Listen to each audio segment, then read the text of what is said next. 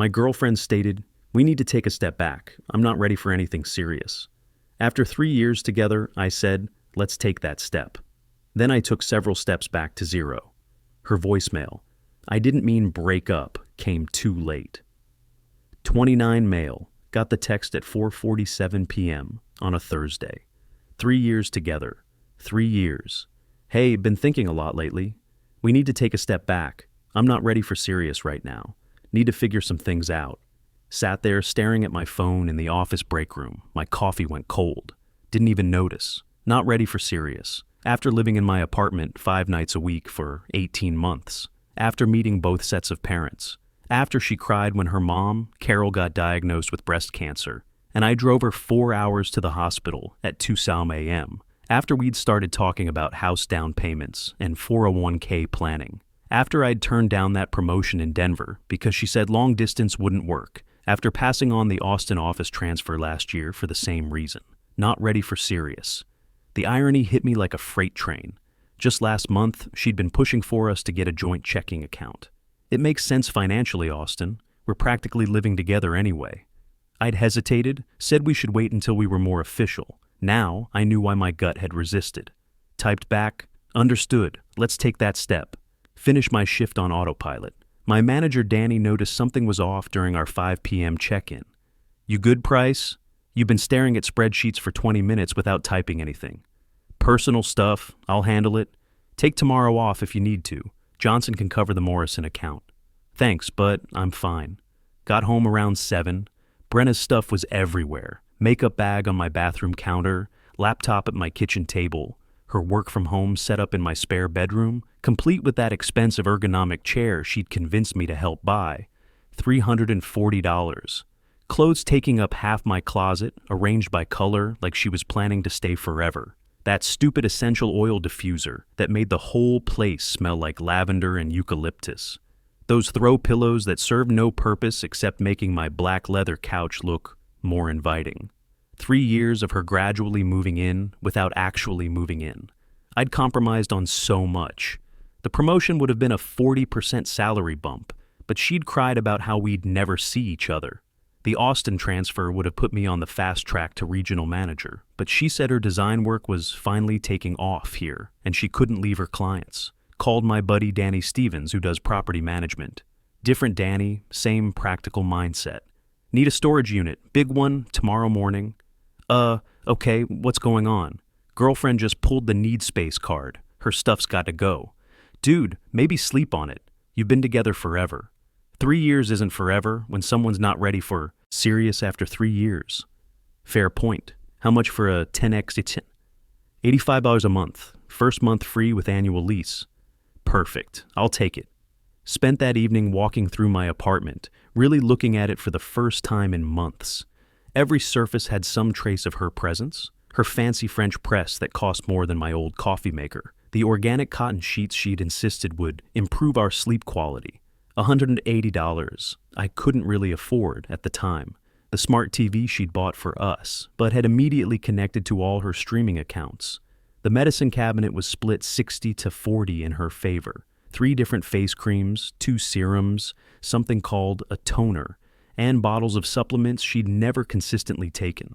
My toiletries looked sparse and practical by comparison. Deodorant, toothbrush, razor, basic shampoo. I'd become a supporting character in my own apartment. Showed up at 9 p.m. Friday with my truck. Spent 6 hours packing. Every single thing that was hers. The diffuser, the French press, her laptop and monitor setup, the chair I'd helped assemble while she supervised from the couch. Her clothes, sorted and folded neatly into boxes. Her shoes. When did she accumulate so many shoes? That collection of throw pillows, the organic cotton sheets. Even grabbed the stuff she'd probably forgotten about. Old makeup in the bathroom drawer, hair ties on every surface, bobby pins everywhere. That cookbook she bought when she went through her "I'm going to learn to cook" phase and never opened. The hardest part wasn't the big items. It was the little things that showed how intertwined our lives had become. Her phone charger by my bed. The coffee mug she'd claimed as hers. My favorite mug, actually. The way she'd rearranged my bookshelf to make room for her collection of self-help books with titles like Manifest Your Best Life and The Art of Letting Go. Everything went in boxes, labeled clearly. Loaded the truck, drove to the storage unit, unloaded everything methodically. Took photos of it all neatly arranged inside. Legal protection, just in case. Locked it up with a combination lock I'd bought specifically for this. Got home by 4 p.m. Apartment looked empty. Good empty, like a blank canvas waiting for me to decide what to put on it. Changed the locks at 5. Locksmith charged $180, worth every penny. Called my boss while waiting for the locksmith. Hey, about that Morrison account review meeting Monday, I'd like to present the efficiency improvements I've been working on. Thought you said that was back burner stuff. Things change. I've got more bandwidth now. Good to hear. Send me the preliminary numbers by Sunday. For the first time in months, I felt like I was moving forward instead of managing someone else's timeline. She texted around 6 to her. Hey, want to grab dinner? Can't. Busy. Tomorrow then? We should talk. About what? About us? About what I said? You said you need space. I'm giving you space. I meant emotionally, not physically. LOL. That LOL felt like a slap. Like this was all just a misunderstanding, a communication hiccup she could laugh off. Everything you own is in a storage unit on Riverside, Unit 247. Here's the address and code. Rent's paid through next month. 3 dots appeared, disappeared, appeared again. What the hell? You moved my stuff out? You said step back. Can't get more step back than separate living situations. I didn't mean break up. Then you should have been clearer. You're not ready for serious. I get it. Storage unit gives you time to figure things out. This is insane. No, this is respecting your boundaries. My phone rang. Let it go to voicemail. Rang again. 14 times in 2 hours. Finally listened to the voicemails around 10 p.m. First one, okay, what the actual hell? Call me back right now. Fourth one, you're being ridiculous. I just needed some breathing room. Ninth one, fine, be petty, but you're going to regret this. Last one, her crying. I didn't mean it like this. Deleted them all. Went to bed in my own apartment, in my own space, for the first time in months. The silence felt strange, but not unwelcome. No diffuser humming. No Netflix playing in the background because she couldn't sleep without background noise. Just quiet. Woke up Saturday feeling oddly refreshed. Made coffee with my old coffee maker. Took 30 seconds, no grinding, no precise measurements, no lecture about extraction quality. Just coffee. Spent the weekend reclaiming my space. Moved my desk back to the window where I'd had it before she said the lighting was too harsh for video calls. Put my bookshelf back in alphabetical order instead of her aesthetic arrangement by spine color. Bought groceries I actually wanted. Real cereal instead of her granola. Regular milk instead of oat milk. Pizza instead of clean-eating meal kits. Called my buddy, Phil Rodriguez. Monday morning, Phil's a senior director at my company, 15 years older. Been through 2 divorces. Guy knows relationship landmines. Phil, needs some perspective. 3-year relationship just imploded over the weekend. She cheat? Not exactly. Said she needed space, wasn't ready for serious. I moved her stuff out. Phil laughed. Cold-blooded? Good for you. Her family thinks I'm being unreasonable. Son, I've been where you are. When someone tells you they're not ready after 3 years, they're telling you they're never going to be ready. Not with you anyway. You did her a favor by believing her. Feels like I'm missing something obvious. What you're missing is years of your life you'd waste trying to convince someone to want what they already decided they don't want. Trust me, this is the cheapest breakup you'll ever have. No divorce lawyers, no custody battles, no alimony. Just some storage unit fees. That hit different coming from someone who'd learned it the hard way. It's been 3 weeks. The entitlement is absolutely unreal. Weekend after I moved her stuff, she showed up at my building, buzzed up. We need to talk. No, we don't. Let me in. You're not ready for serious. Serious would be having access to my apartment. Stop throwing my words back at me. I'm just respecting what you said. She stayed in the lobby for an hour. Building manager eventually asked her to leave. I watched from my window as she sat in her car for another 30 minutes, probably working up the nerve to try again. She didn't. Her sister Amy Walsh started blowing up my phone Tuesday. Ignored every call. She left voicemails. Dude, she's a mess. She didn't mean to break up. Why are you being like this? You know how rare it is to find someone you click with and you're throwing it away over one mistake. Blocked her number. Wednesday, I get added to a group text. Amy, Carol Walsh, and 3 of Brenna's cousins. 5 people I barely knew, making demands about my personal life. Amy. Family meeting. You need to understand what you're doing to her. Carol. She hasn't eaten in days. She's depressed. Lisa Walsh, cousin. 3 years, and you bail over a text, cold-blooded. I read every message, 18 in total, then replied once. She told me she wasn't ready for serious after 3 years. I believed her. That's it. Left the group chat. Carol called from a different number. Made the mistake of answering. You need to stop this childish behavior. Ma'am, your daughter, don't ma'am me. She loves you. She made a small mistake and you're punishing her. It wasn't small to me. She was scared. You don't throw away a relationship because someone gets scared. She didn't say she was scared. She said she wasn't ready. Big difference. You're being cruel. I'm being honest. Hung up. Blocked that number too. Thursday night, someone knocked on my door. Looked through the peephole. Roger Walsh, Brenna's dad. Didn't open it. Son, I know you're in there. Your car's outside. Silence. I'm not leaving until we talk. 30 minutes later, he left. I'd spent the time finishing the Morrison account efficiency report, feeling productive while he stood in my hallway accomplishing nothing. Friday afternoon, my boss called me into his office. My stomach dropped. Got an interesting call today from someone claiming to be your girlfriend's mother. She said you're having a breakdown, that you're not yourself. Asked if I'd noticed any concerning behavior. Sir, He held up his hand. I told her I couldn't discuss employees with third parties, but I need to know. Is there something going on I should be aware of? My girlfriend and I broke up 3 weeks ago. She asked for space. Her family isn't handling it well. They're trying to get you in trouble at work? Apparently. He nodded slowly. If anyone contacts this office again, I'm documenting it as harassment. That help? Yes, sir. Thank you. Good. Now, about that Morrison report. Impressive work. 18% efficiency improvement across 3 departments. Corporate's going to want to hear about this. Walking back to my desk, I realized something had shifted. 3 weeks ago, I'd been worried about maintaining work-life balance for a relationship that was apparently already over. Now, I was getting recognition for the work I could do when I wasn't managing someone else's emotional needs. But the real BS started Saturday. Was at the grocery store checkout line when I heard, "Oh my God, you have some nerve." Amy Walsh, cart blocking my path. Excuse me.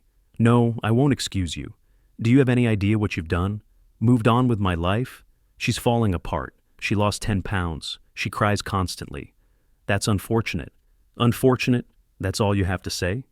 What do you want me to say? She told me she wasn't ready. I respected that. She didn't mean it like that. Then she should have used different words.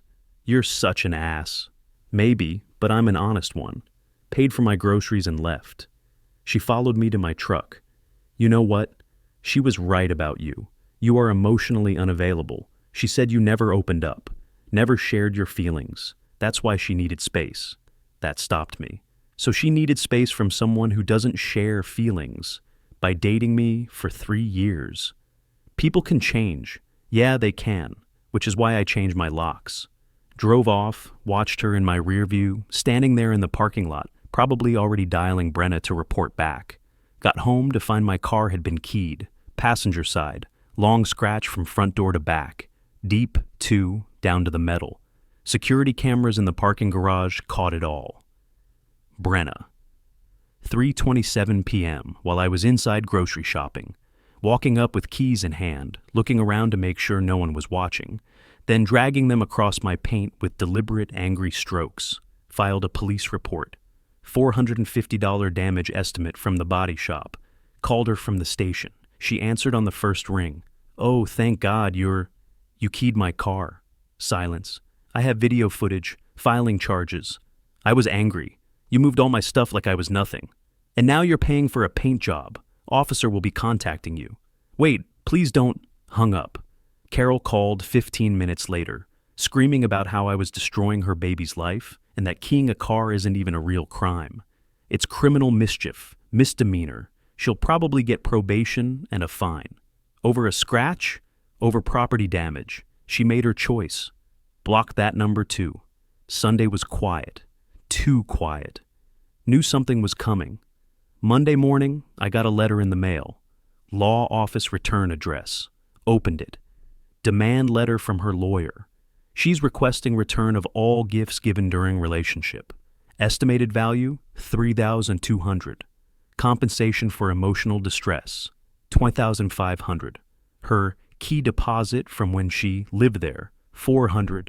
Reimbursement for shared expenses, total $6,800.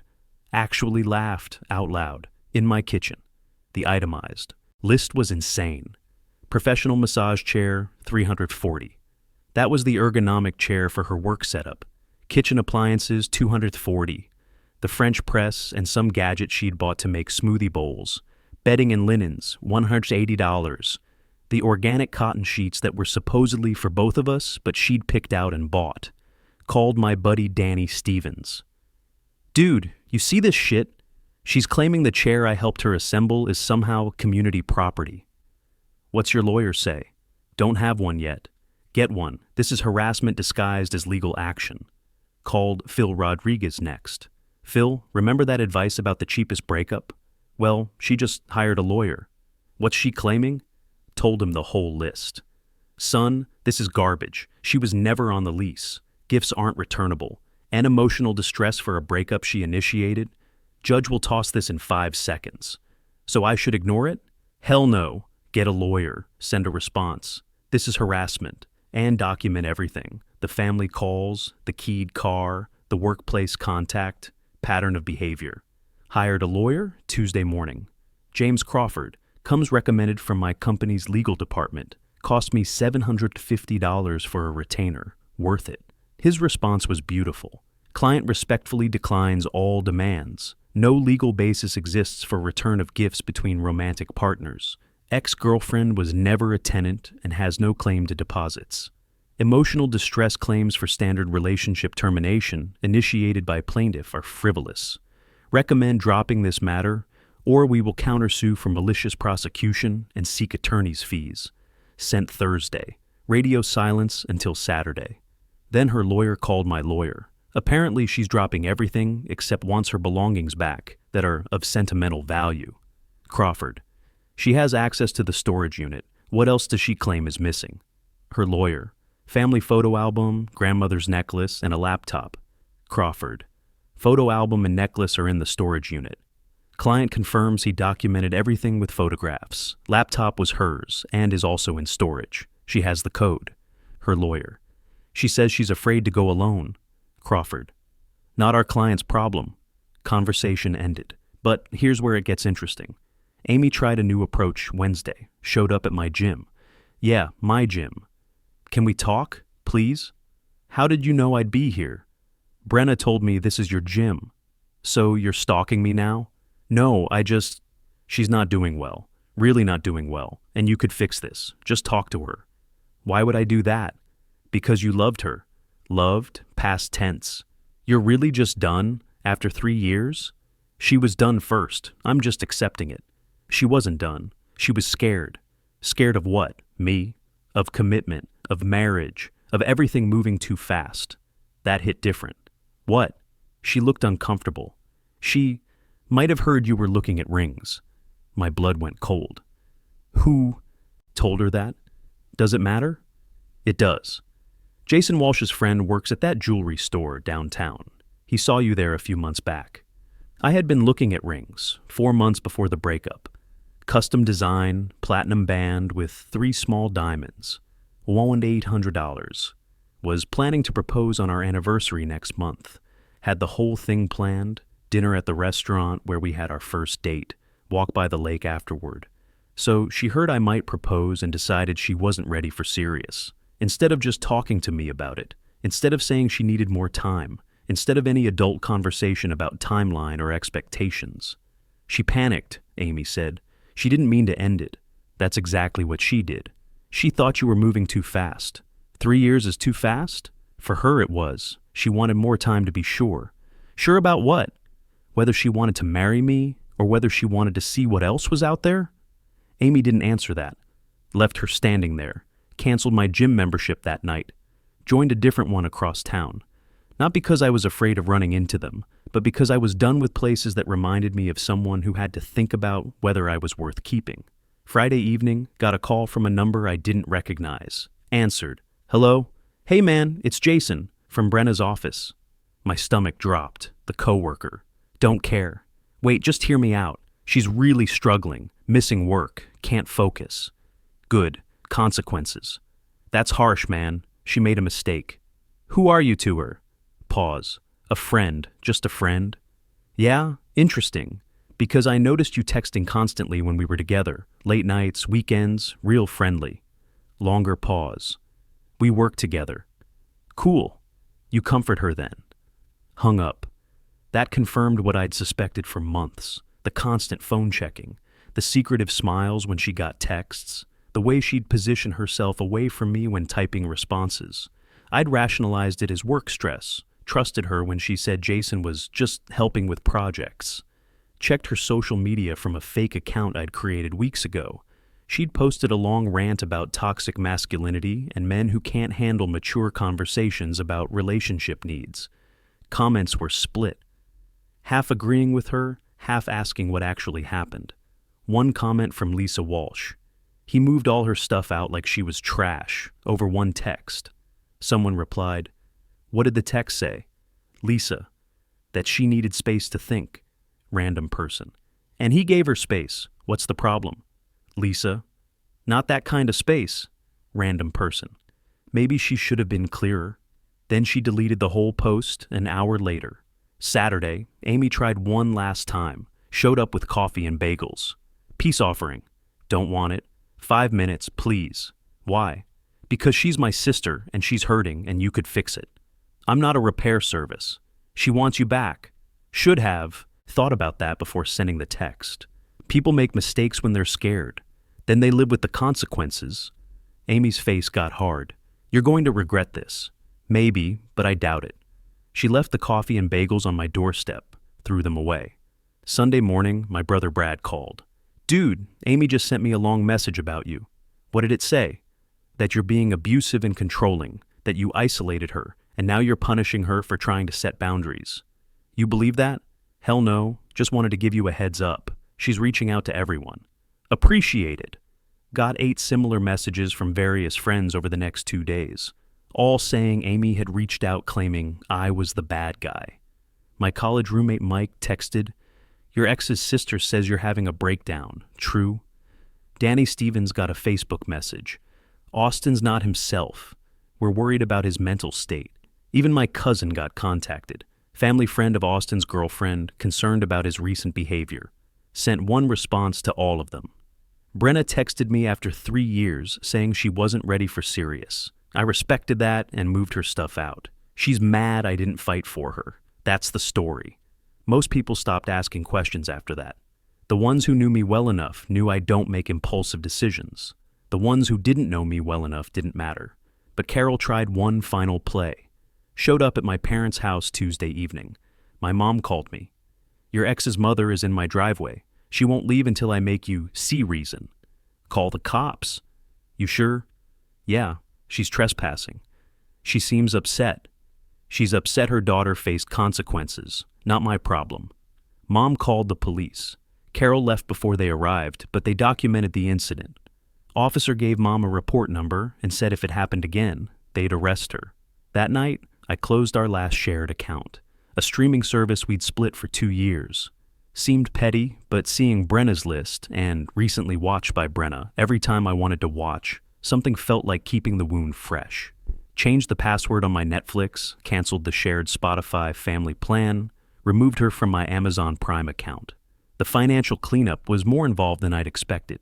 Joint savings account we'd opened for vacation planning, won $200 that we'd contributed to equally. Texted her the bank details to arrange pickup of her half. No response. Sent one final text from a new number.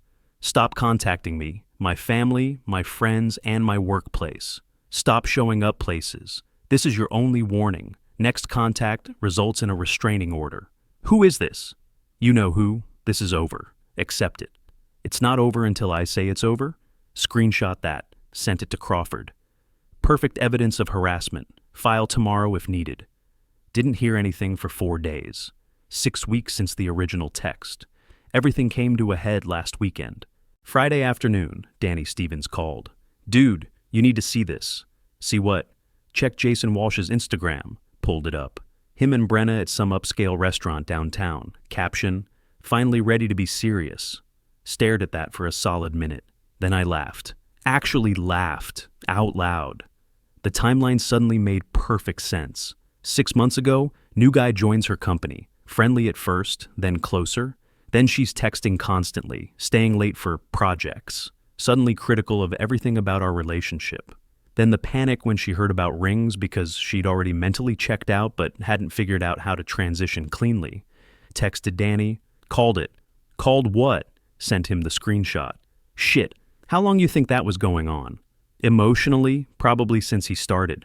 She wanted space to see if the grass was greener. Amy texted me an hour later. Before you hear it from someone else. Already saw. It's not what it looks like. Don't care what it looks like.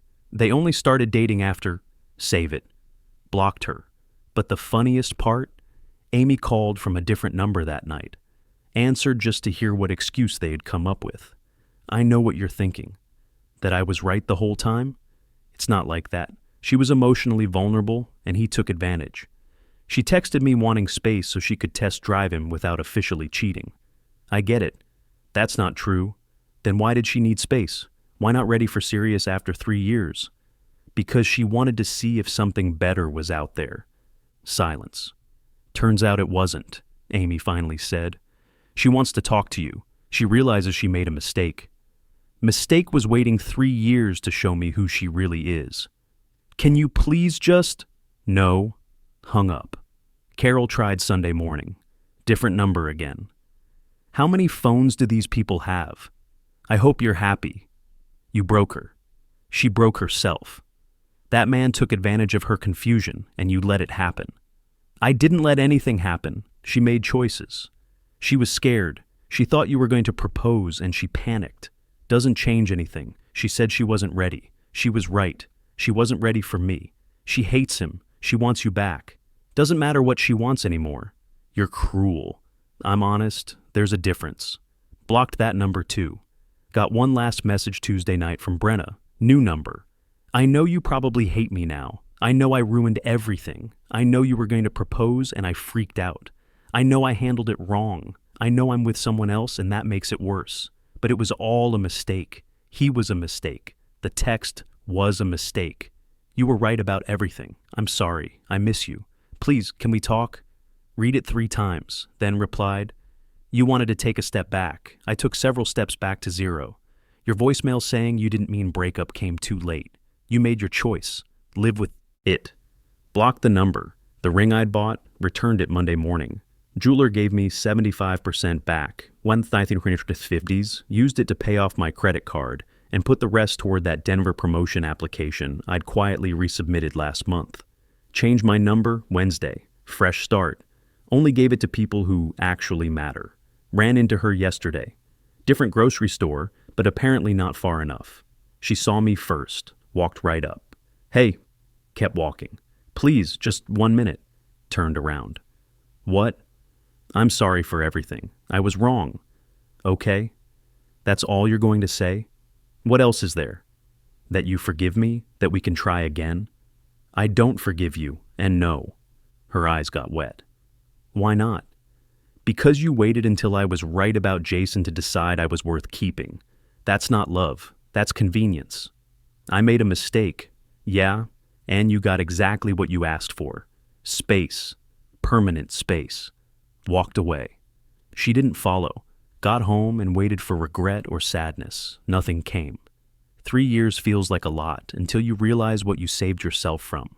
She showed me who she was. Took me 6 weeks to believe her. The trash took itself out. I just made sure the locks were changed before it tried to come back. Words mean things. Actions mean more. When someone tells you they're not ready, believe them the first time. Storage unit rent ends Friday.